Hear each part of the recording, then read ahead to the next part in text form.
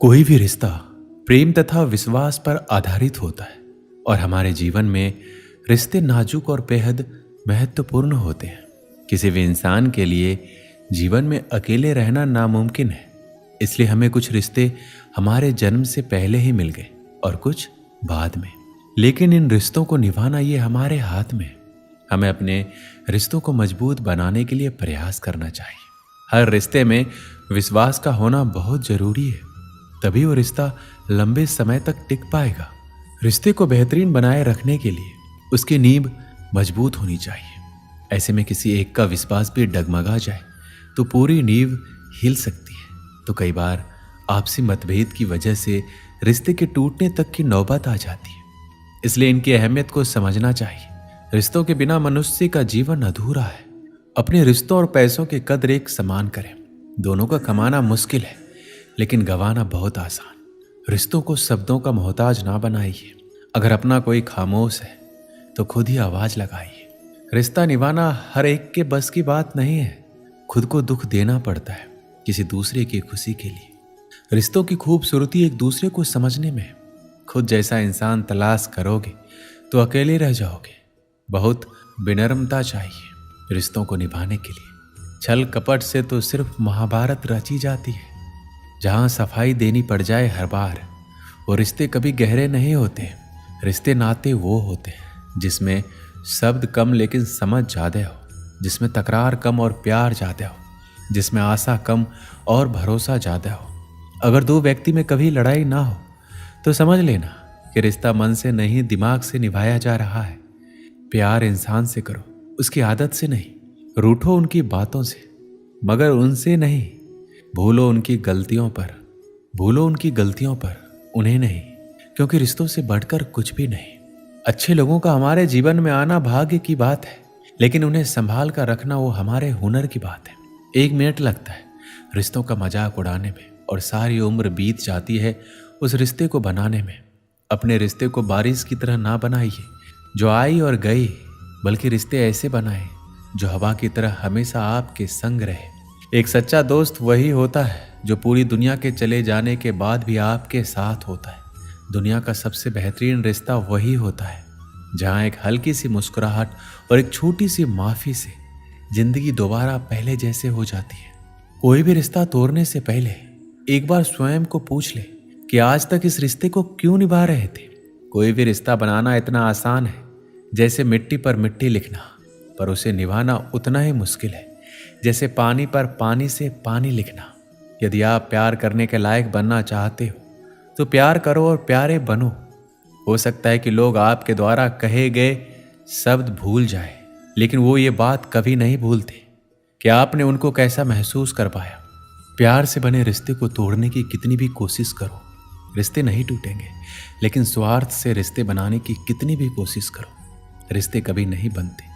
सच्चे नाते की खूबसूरती एक दूसरे की गलतियों को बर्दाश्त करने में है, क्योंकि बिना कमी का कोई व्यक्ति तलाश करोगे तो अकेले रह जाओगे। जिन्होंने हमें खुशियां दी, हमें उनका धन्यवाद करना चाहिए, क्योंकि वो उन मालियों की तरह होते हैं जो अपने अस्तित्व भर से बाग को हरा भरा कर देते हैं।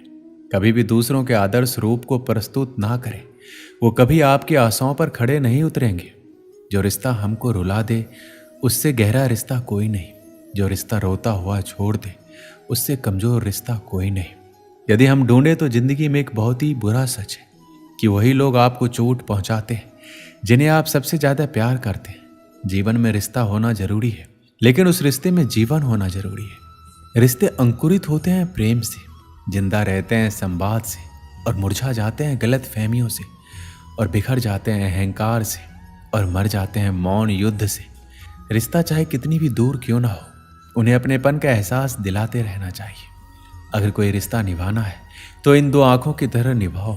साथ सोती है, साथ जागती है, साथ हंसती है और साथ रोती है, फिर एक दिन साथ ही हमेशा के लिए बंद हो जाती है। हमें ऐसे व्यक्ति को संभाल के रखना चाहिए जिसने आपको ये 3 भेंट दी हो: साथ, समय और समर्पण। संबंधों की कुल 5 सीढ़ियां होती हैं: देखना, अच्छा लगना, चाहना और पाना। ये 4 बहुत सरल सीढ़ियां हैं, लेकिन सबसे कठिन 5वीं सीढ़ी है निभाना। जीवन में सिर्फ वहां तक ही झुकना चाहिए जहां तक संबंधों में लचकता और मन में आत्मसम्मान बना रहे।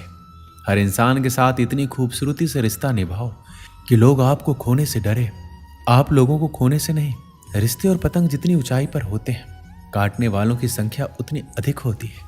संसार में कोई मनुष्य सर्वगुण संपन्न नहीं होता है, इसलिए कुछ कमियों को नजरअंदाज कर रिश्ते बनाए रखिए। अगर कोई आपकी उम्मीद से जीता है तो आप भी उसके यकीन पर खरा उतरिए, क्योंकि इंसान उसी से उम्मीद रखता है जिसको वो अपने सबसे करीब मानता है। रिश्ता ऐसा हो जिस पर नाज हो, कल जितना भरोसा था उतना ही आज हो।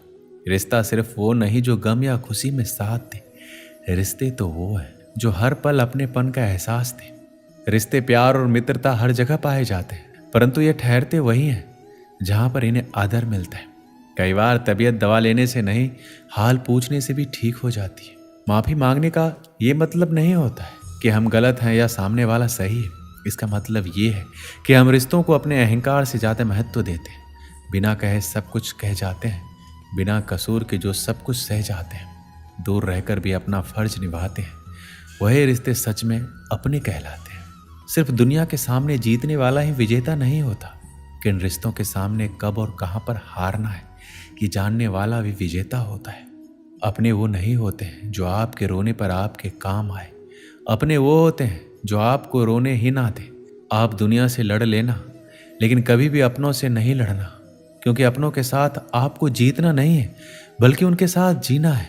जीवन का एक कड़वा सच ये भी है कि आप किसी के लिए तब तक खास हैं जब तक उसको आपसे बेहतर कोई और नहीं मिल जाता है। जो माफी मांगते हैं वो ये साबित नहीं करते कि वो गलत थे, आप सही, बल्कि उनमें रिश्तों की निभाने की काबिलियत आपसे ज्यादा है। आपकी खुशियों में बस वही लोग शामिल होंगे जिन्हें आप चाहते हो, लेकिन आपके दुख में वही लोग शामिल होंगे जो आपको चाहते हैं। जीवन में एक बात हमेशा याद रखना, अगर अपनों को करीब रखना है तो खामोश रहो, और अगर अपनों को दिल के करीब रखना है तो उनकी कोई बात दिल पर मत लो। जब कोई भी समय मिले तो अपने दिल की बात अपनों से कह दो। बहुत दिनों तक खामोश रिश्ते ज्यादा दिनों तक जिंदा नहीं रहते हैं। जीवन में वही रिश्ता सफल होता है जो दुनिया की मजबूरियों से ज्यादा अपने दिल के जज्बातों की परवाह करता हो। जब इंसान सफलता की ऊंचाइयों पर होता है तो अपने आप को भूल जाता है, और जब बर्बादी की कगार पर होता है तो अपने उसे भुला देते हैं। एक समय की बात है, एक गांव में दो भाई रहा करते थे। दोनों ही बड़े स्नेह के साथ रहते थे। कोई चीज लाते तो एक दूसरे के परिवार के लिए भी अवश्य लाते। छोटा भाई भी सदा बड़े को आदर तथा सम्मान की दृष्टि से देखता था। एक दिन किसी बात पर दोनों में कहा सुनी हो गई और छोटे भाई ने बड़े भाई को अपशब्द कह दिए। वहीं से दोनों के रिश्ते में खटास आ गई। पूरा 1 साल बीत गया, लेकिन दोनों में से किसी ने भी एक दूसरे से बात करने की कोशिश नहीं की।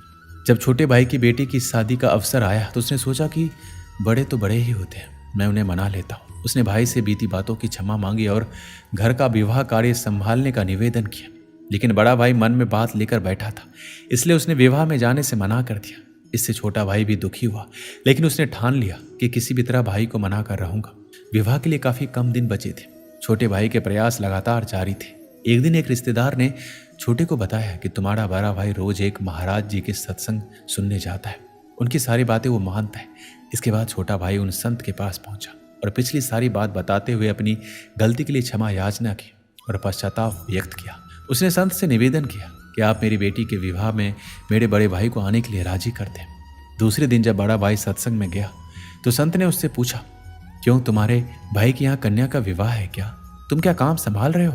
उसने जवाब दिया, मैं तो विवाह में सम्मिलित ही नहीं हो रहा हूँ। कुछ वर्ष पूर्व मेरे भाई ने मुझे ऐसे कड़वे वचन कहे थे जो आज भी मेरे हृदय में कांटे की तरह खटक रहे। संत जी ने कहा, सत्संग के बाद मुझसे मिलकर जाना। सत्संग समाप्त होने के बाद बड़ा भाई संत के पास पहुंचा तो उन्होंने पूछा, मैंने बीते रविवार को जो प्रवचन दिया था उसमें क्या कहा था?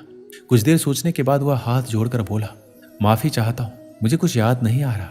संत ने कहा, देखो, मेरी बताई हुई अच्छी बातें जो तुम्हें 8 दिन भी याद नहीं रही, और छोटे भाई के कड़वे बोल जो 1 वर्ष पहले कहे गए थे वो तुम्हें आज भी हृदय में चुभ रहे हैं। जब तुम अच्छी बातों को याद नहीं रख सकते तो उन्हें जीवन में कैसे उतारोगे? अगर जीवन नहीं सुधरा तब सत्संग में आने का लाभ ही क्या है? इसलिए यहां मत आया करो। यह सुनकर बड़े भाई की आंखें खुल गई और उसने आत्मचिंतन कर स्वीकार किया कि वास्तव में हम सब कड़वे शब्दों को दिल में बसाकर गांठ बांध लेते हैं। जीवन भर उसे सोचकर अपने जीवन में दूसरों के प्रति नफरत बढ़ाते जाते हैं, लेकिन बात करके उसे सुलझाने का प्रयास नहीं करते, क्योंकि हमारा अहंकार हम पर हावी होता है। इसके बाद बड़े भाई ने संत से भूल की क्षमा मांगी और अपने भाई को माफ कर दिया। दोस्तों, इस वीडियो में बस इतना ही। मिलते हैं अगली वीडियो में। अपना ख्याल रखिएगा। जय श्री कृष्ण।